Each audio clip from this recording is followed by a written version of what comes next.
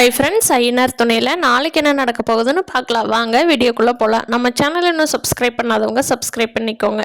கார்த்திகா சோழன் வீட்டில் சாப்பிட்டு கிளம்பி கார்த்திகாவும் அவங்க வீட்டுக்காரரும் கார்த்திகாவோட வீட்டுக்கு போனதுக்கப்புறம், மாப்பிள்ளை ஒன்றும் பிரச்சனை இல்லையா, நல்லா சாப்பிட்டு வந்துட்டிங்களா அப்படிங்கிறாங்க. ரொம்ப நல்லா பார்த்துக்கிட்டாங்க, உங்களுக்குள்ளே தான் பிரச்சனை. ஆனால் கார்த்திகா அவங்களும் ரொம்ப நல்லா பழகிறாங்க, நல்ல குணங்க அவங்களுக்கு. முக்கியமாக அந்த சேரன் அவங்க ரொம்ப நல்லா பார்த்துக்கிறாங்க அப்படின்னு சொல்லி மாப்பிள்ளை சர்டிஃபிகேட் கொடுக்குறாரு சேரனுக்கு. இவங்களுக்கு பக்குன்னு இருக்குது. சரிங்க மாப்பிள்ளை, சரி வாங்க, உங்கள் சொந்தக்காரங்களாம் வந்துட்டாங்க அப்படின்னு சொல்லி கூப்பிட்றாங்க.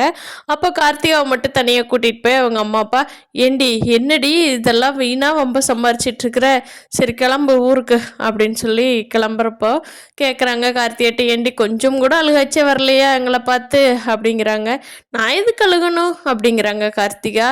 ஏண்டி இத்தனை நாளும் ஒன்று பெற்று வளர்த்துன்னு எனக்கு தாண்டி அழுகழுகையாக வருது, சரி எப்படியோ சந்தோஷமாக இருந்தீங்கன்னா சரிடி அப்படின்னு சொல்லி அவங்க அம்மா கார்த்திகாவை அவங்க வீட்டுக்கு அனுப்பிச்சி வைக்கிறாங்க. இங்கே சோழனும் நிலாவும் இன்டர்வியூக்கு கிளம்பி போகிறாங்க. அங்கே ஹச்ஆராக இருக்கிறது நம்ம ஹீரோவான சூர்யா தான். சூர்யா கேட்குறான், என்ன இந்நேரம் ஆஸ்திரேலியா ஸ்வாயின்னு பறந்துருப்பேன்னு நினச்சியா நிலா? இல்லை இல்லை இல்லை, நான் உனக்காகவே தான் இங்கே இருக்கேன். நான் ஆஸ்திரேலியா வேலையை ரிசைன் பண்ணிவிட்டு சென்னையிலே தங்கலான்னு முடிவு பண்ணிட்டேன். இது என்னோடய கம்பெனி தான். நான் இங்கே நேற்று நீ இன்டர்வியூக்கு வந்ததை பார்த்தேன். நாளைக்கு தானே ஃபைனல் ரவுண்டு, எங்கே போயிட போகிறேன்ட்டு தான் நேற்று நான் ஒன்றும் மீட் பண்ணல. ஃபைனலாக ஒரு சர்ப்ரைஸ் கொடுக்கலான்னு தான். இப்போ கூட சொல்லு நிலா, நீ சோழனை டிவர்ஸ் பண்ணிவிட்டு என்ன கல்யாணம் பண்ணிக்கிறேன்னு இந்த ஆஃபீஸ்க்கு எம்டியாகவே ஒன்று ஆக்கிறேன்.